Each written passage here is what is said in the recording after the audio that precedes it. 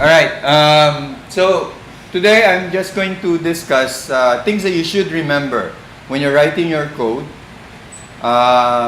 Very important things or guidelines. Although we have some college, still studying, and how long na yung experience when coding? What's the longest? iOS or anything?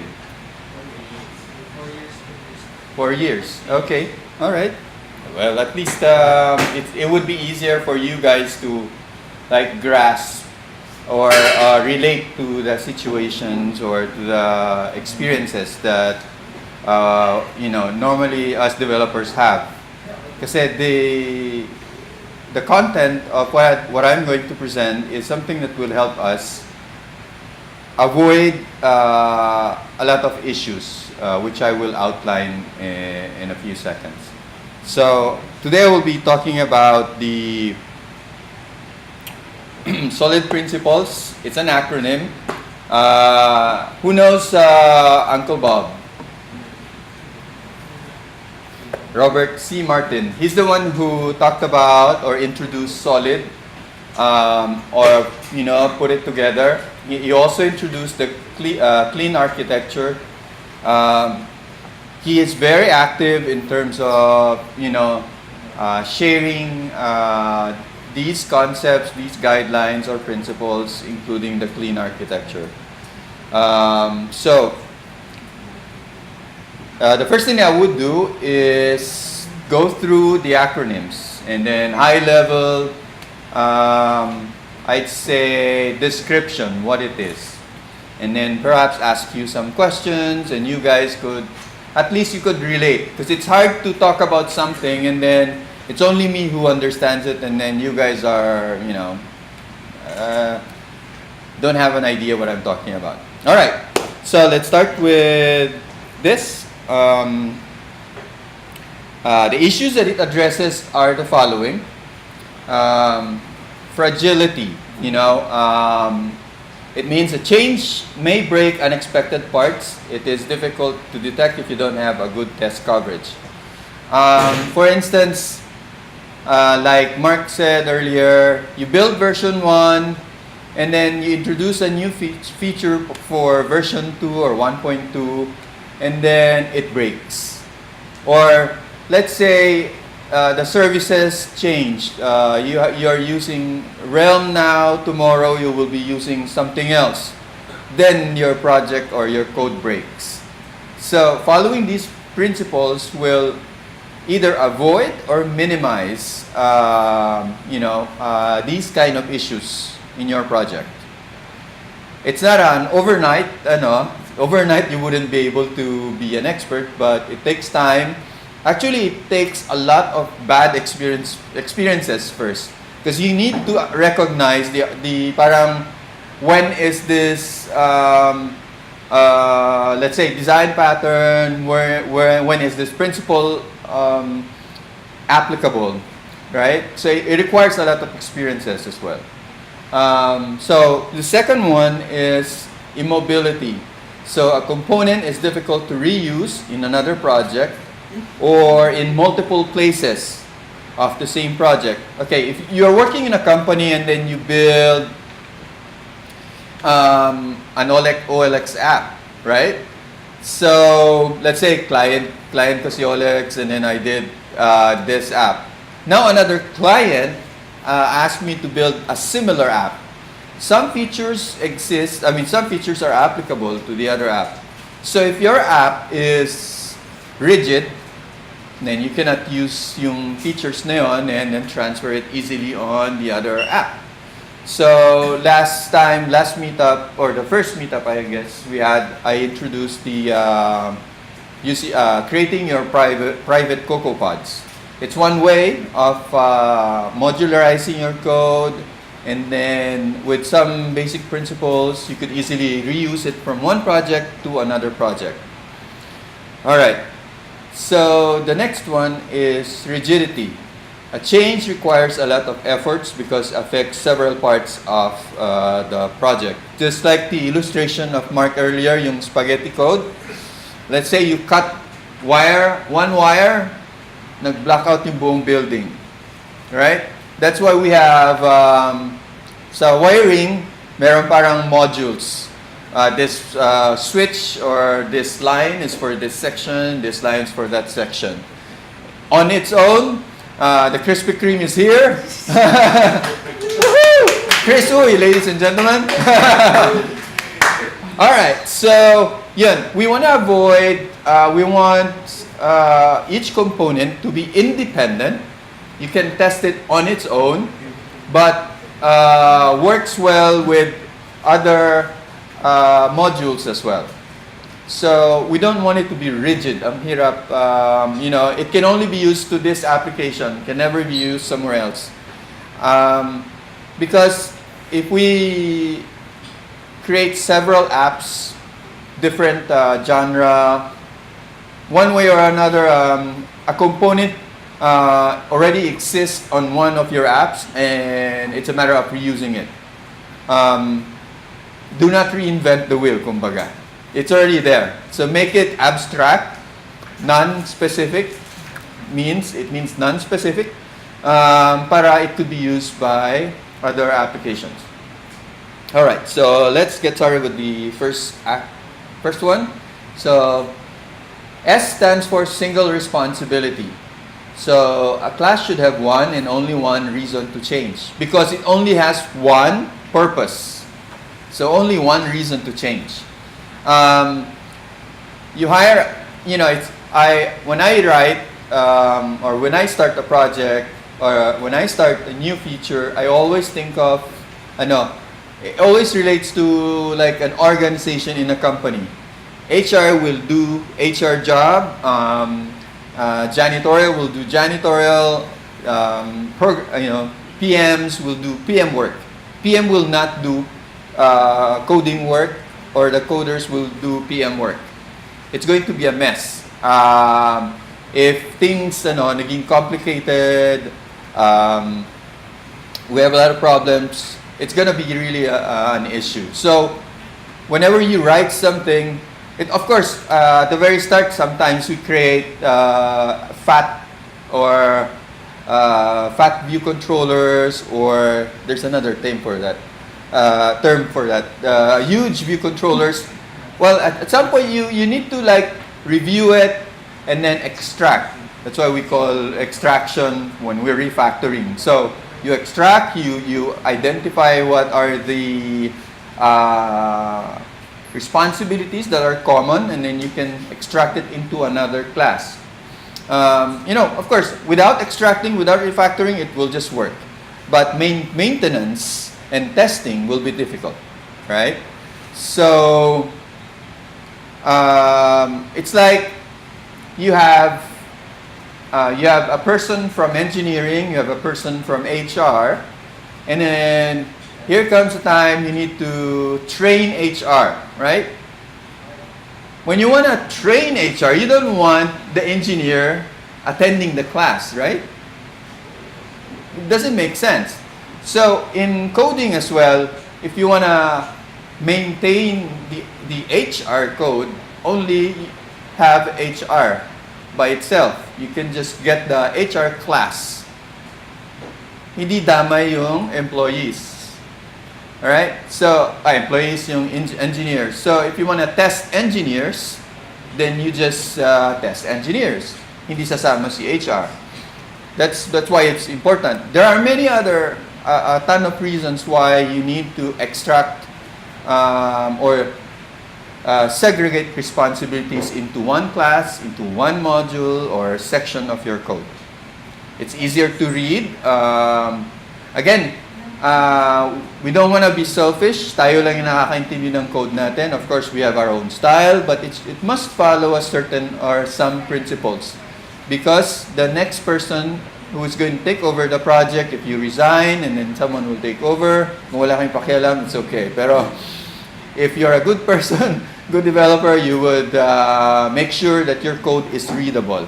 And it could be easily maintained by the next. What if, you were a senior developer and then you resign, but the one who took over was a junior developer? Wala na, right? So this developer will really have a hard time, and the company also. Anyway, so next one, open closed. So now we have a class that we've written, it's working, but if the requirements, version 2, sabihin natin, on Facebook, before the emotion, was that the emotions? Yung my heart, was it heart? Smiley. Yeah, the like. Before it was just like, right? So that's version 1, let's say. Version 2, may animation, may iba-ibang kind of likes. So it was already done before. Now the requirement is to add a new feature or extend yung class. So in any application, you must be able to extend the existing section or class. In Objective-C or in Swift, it's really to extend. How do we extend our classes in Swift? Extend, basically. So extend methods or whatever. Even protocols you could extend, right? But there are other ways also. If you're not going to do that, if it's for other languages, you don't have extend, there are other ways you can achieve the same thing. So again, remember, if this thing or this class does this, but since we have some upgrade or some changes, we need to add something. We don't need, the class shouldn't be changed, because if you you don't want to be changing your classes. Normally yung purpose nung yung maintainability nung class ninyo. So just make sure your class is open to extension. Okay? Liskov Substitution. Who knows about it? Have heard about it? These guys already heard. Okay. I myself have struggled understanding this when I started learning this thing. But derived classes must be substitutable for their base classes. So you create a base class. Let's say UI view. You created UI view, for instance, and then that's your base class. Tapos due to inheritance, this is more on inheritance, but also could be used on protocol-oriented programming. So we call the my view. You have UI view and then my view. So the client, the class or the object that's going to use my view doesn't need to know if it's UI view or my view. All right, because it's substitutable. So UI view and my view must have a contract, must have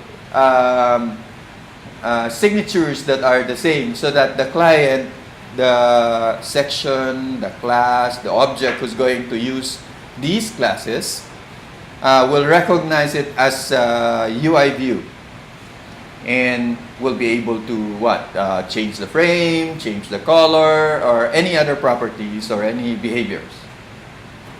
All right. Anyway, I'll be showing some quick examples later, so at least we'll have an idea. All right, interface segregation. Make fine-grained interfaces that are client-specific. When we say client-specific, it means whoever is using that class, okay, or whoever is using that object. So we know class is what you write, When you instantiate it, it's an object. So whoever is using that object. So for Swift, it's a protocol. You know, the signatures, the method, properties, and whatever. Same as with Objective-C. If we write in Java, that would be interface, right? In C++, meron ba? Or C#, I know C# has. Kasi that's the reason why I like C# because of this interface-oriented programming. So, it's like, of course, we can describe it as the blueprint. The interface is the blueprint. Or DNA. So the DNA of a dog, and then you have several kinds of dogs, right? I guess I can better demonstrate this, but in general, it's like you have a class wherein it has many signatures, when I say signature, methods or methods, or behaviors, and then it is described by these many behaviors, pero they are coming from different interfaces or protocols in Swift.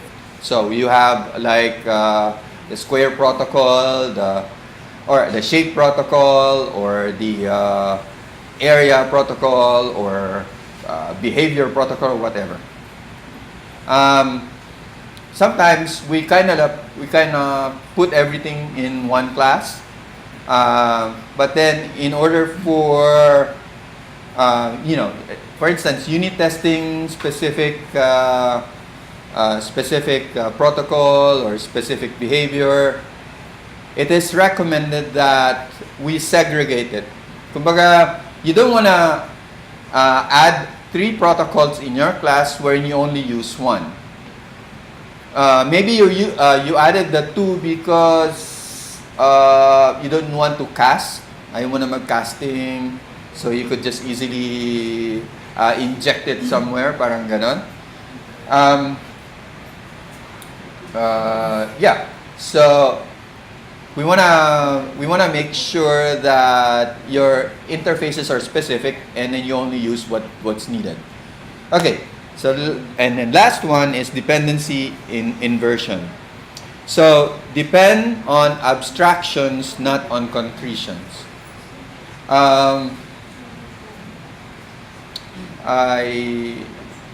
think I gave you an example earlier. Anyway, we understand what a concrete class is, right?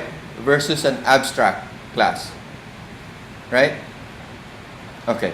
So abstract means siguro the closest is parang almost general purpose, but not necessarily general, but then it doesn't really belong to something, somewhat.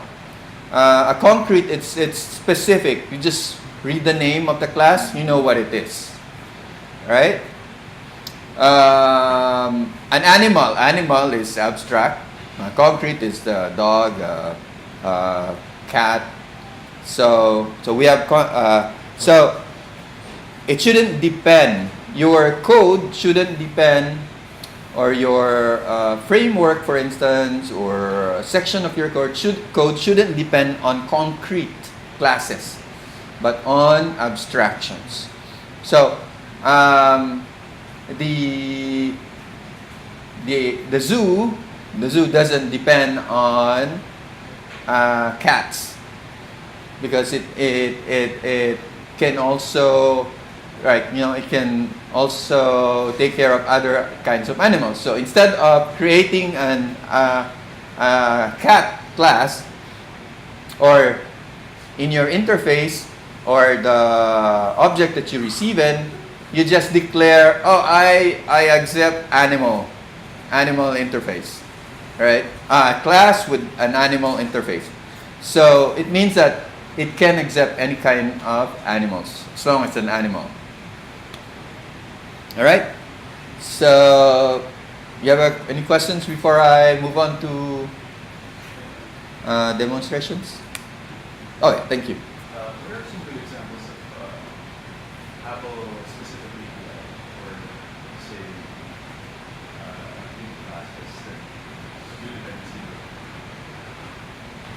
I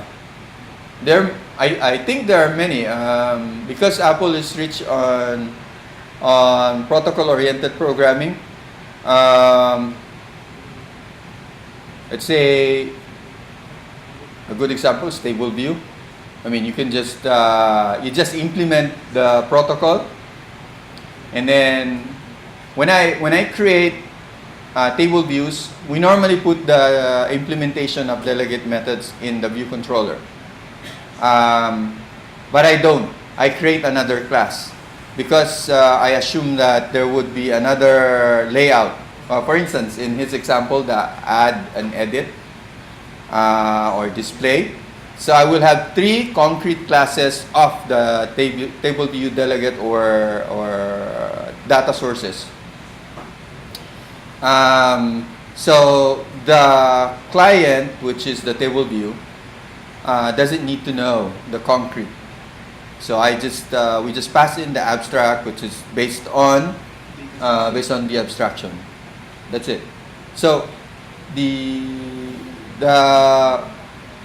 anyway, all the majority of my demonstration or the code would be based on protocols, protocol oriented.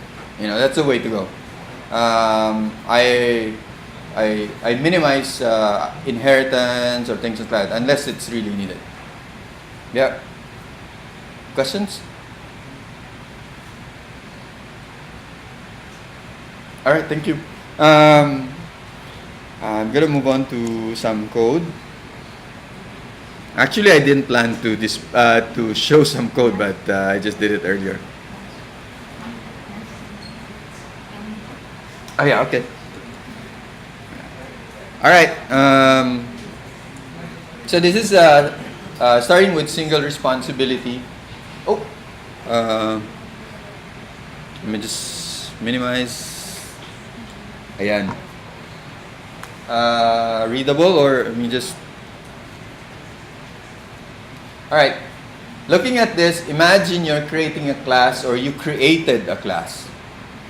The class, it's data. It's about getting data, fetching, and then saving. So you've written a God class. So it does everything.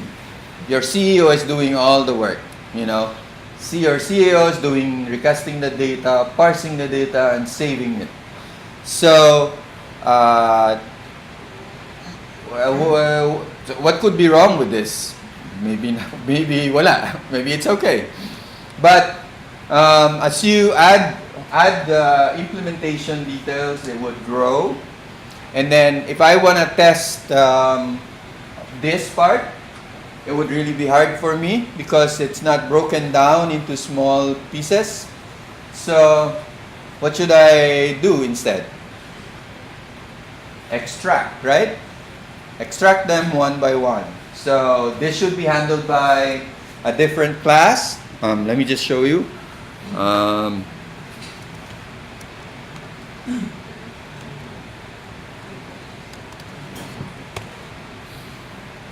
So in this case, so we have some handler, and then so now we already have different classes for these things. One, the API handler class does the API handling, of course, the parsing, and then DB handler. So I can test them individually. I don't need to test some handler for these. I just need to test this. What I need when I'm testing some handler, it's whatever is inside, whatever its work. Ano yung work niya? What's its purpose? I don't need to mix this in the same test as the sum handler. Okay, so again, goes back to TDD, test-driven development. It's easier to test when things are extracted and on their individual classes. Kapag pinaghalo-halo nyo yan, it's gonna take a lot of brain cells to create a test case. Ang hirap. So extract them. Okay? So does this make sense? God class. Okay, the next one would be O, which is OCP. Oh, yeah, okay, there we go. So, we have a connector. It's a concrete class. Connect to network, connect to entity. And then function connect, and you have a client, your application, and you can inject that class, ABC connector, and there it is. But what if, in the future, again, considering your app is version 1, but it's always going to be released version 1.1 and so on, right? So, assuming you may be releasing a new version someday, technologies change, frameworks change, you need to make this flexible. Okay, we don't want this to be rigid. So, instead of passing a concrete class, so that you can easily change the behavior of connect, because you can connect to, let's say it's connecting to local network, and then you want to change it to connect to another network. How are you gonna make it easy? Because what's gonna happen if it's not flexible, ang babaguhin mo yung class, itong class, right? So, pag binago mo ang isang class, itatest mo na naman. Right? You want to avoid that. You want to create another one that is specific to whatever is the new requirement.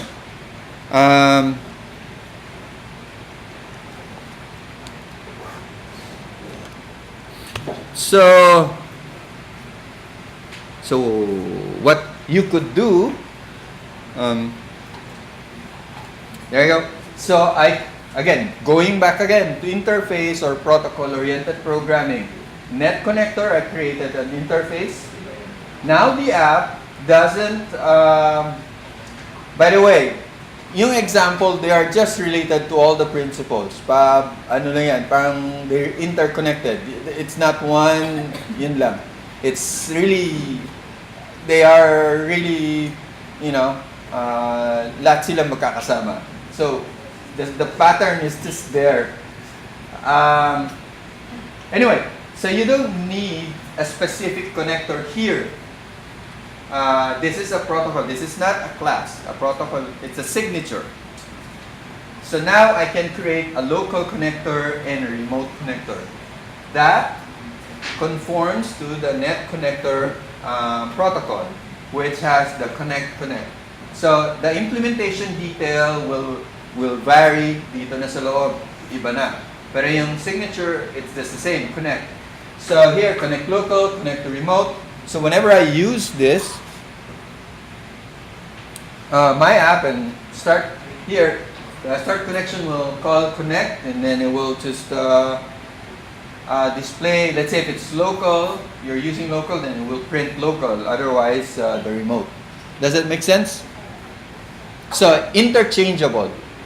In this case, so open for change. You can easily change the behavior of your app based on these. All right? You don't need to change the app itself. You just need to change this, or what's your what object you're passing in, as long as they have the same signature. All right? So basically that's it. Very quick. Solid. LSP. Interesting. Again, halos parehas lang sila. I got this example online. I was so lazy. But this is a very popular example. LSP, again, normally describe, most of their examples are based on inheritance. So, imagine a rectangle, and then we have a method area. Kukunin natin yung area ng rectangle. So, normally, you multiply the length and the width, right? But for square, you have sides, right? So, you cannot take width and length when it's the rectangle. When it's a square. So, in this case, let me just explain this part. What it's doing is when you set width, then it will set it to length. So the properties width and length will be set the same. Okay? So ito yung problema dito eh. You make this remedyo. This is like a remedyo. Workaround, just to make it work like the rectangle. Alright? So, of course, if that's the case, here, if it's, what's our input? It's a rectangle. Forget the area, 10. If it's a square, if it's a 4. Right? Tama ba yun? Ano nangyari? Width is naging 2 times 2 siya. Width lang. Alright? So, in order for, let me just show you yung correct version.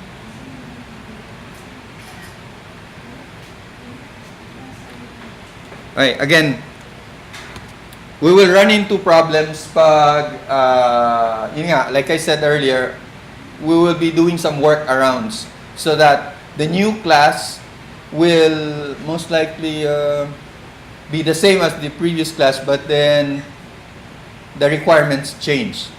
Just like, okay, build me a square. But the square doesn't have width and length. They have sides of the same distance or length. Right? So, in this case, nasa L pa lang pala. Ayun. Protocol-oriented programming na naman. So we create a protocol with area. So how the implementation detail will now depend on who's implementing it. So you don't have to worry about a workaround. So whatever you're doing for square, you're doing specifically for square, and then whatever you're doing for rectangle, you're doing for rectangle. So in this case, it has width and height, length, and then it's square, my side. And your client application only expects area. So, like Mark's example earlier with the water, I don't care how you do it, just give me the water. In this case, I don't care how you do it, just give me the area. So in this case, para you'd be conforming to the Liskov principle, you just create a protocol that each class would conform, and then there you go. Does it make sense? Right? Huh? Go, sige. Solid I. Almost there. Mabilis na to. May isa pa. Alright. This is very very straightforward. Huh? Alright. Diba sabi ko earlier, this is gesture protocol is your interface. Again, it's a God interface because it does everything like did tap, did double tap, did long press. In some situations it's okay, but in some situations it's not. So whenever it's not, we will demonstrate what to do. So in this case, it is applied to super button, but then sometimes super button doesn't need these two. It only needs did tap, right? May times na ganun.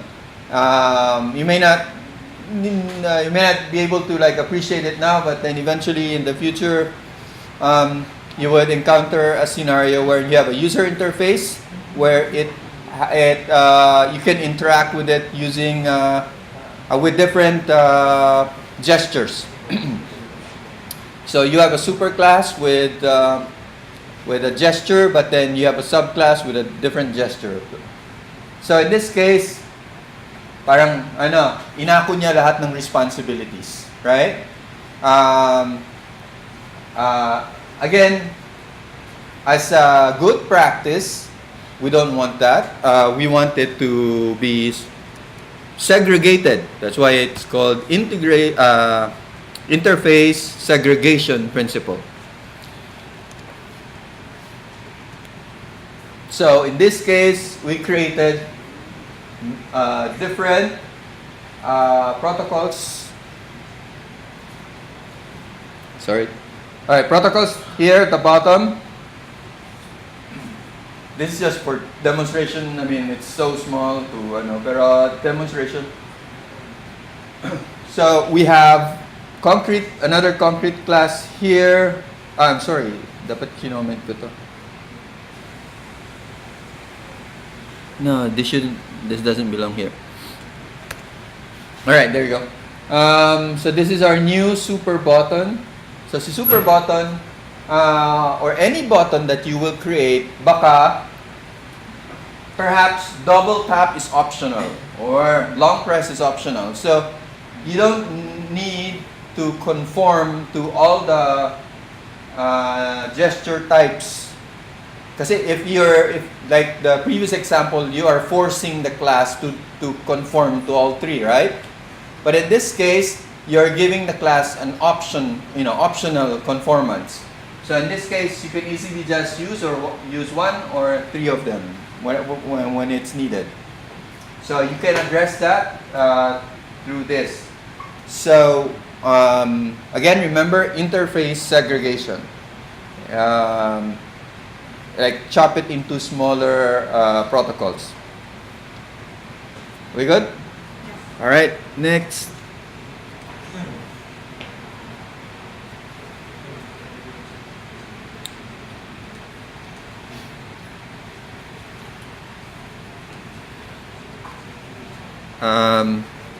This is very similar to the other samples that I have, because they just again work together.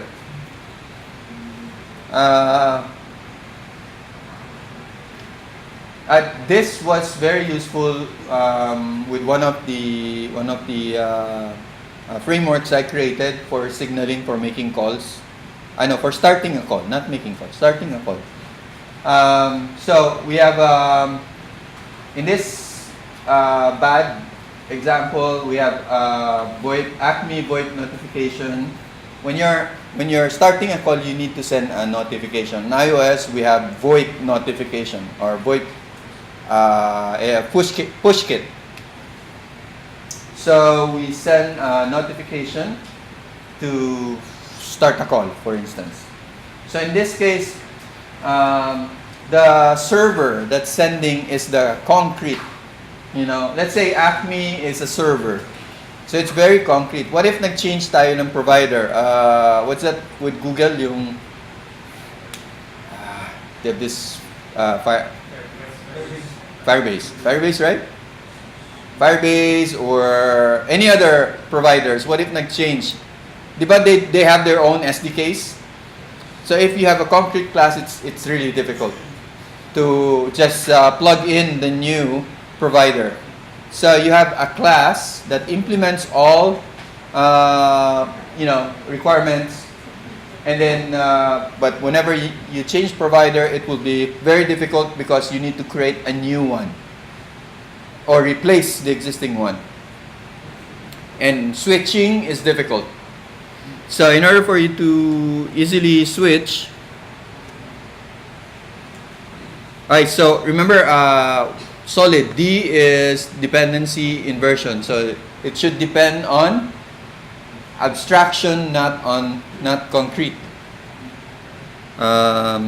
DIP. So just ignore the errors. I haven't imported some frameworks, or maybe it doesn't have an initializer. Anyway, so in this case, again, I have a protocol or a signature or a template, DNA, whatever. That sends a message. So now, if I have Acme notification provider or the ABCD notification provider, madali na lang i-switch. It's easy to switch. Yeah, I should have an initializer so that I could set this. But anyway, so this signaling could use either of them. So the difference will be in the implementation, but it will just do the same thing, which is sending a message, right? So does it make sense? It's the Lego kind of concept. So you just have Lego holes, whatever. You put them together. You can take them off and then replace it with another component. Basically, that's the idea. Because if Lego and then you have another similar Lego, but then is it nib? Yung pa tawag doon? Sa Lego, yung paa niya. No, it's a circular, right? Yung sa Lego. And then merong square, kung square no, so hindi magkakasya. Square and circle in Lego concept, yun yung concrete. But if you have a protocol, or if you have an abstraction, it's easily to replace the objects.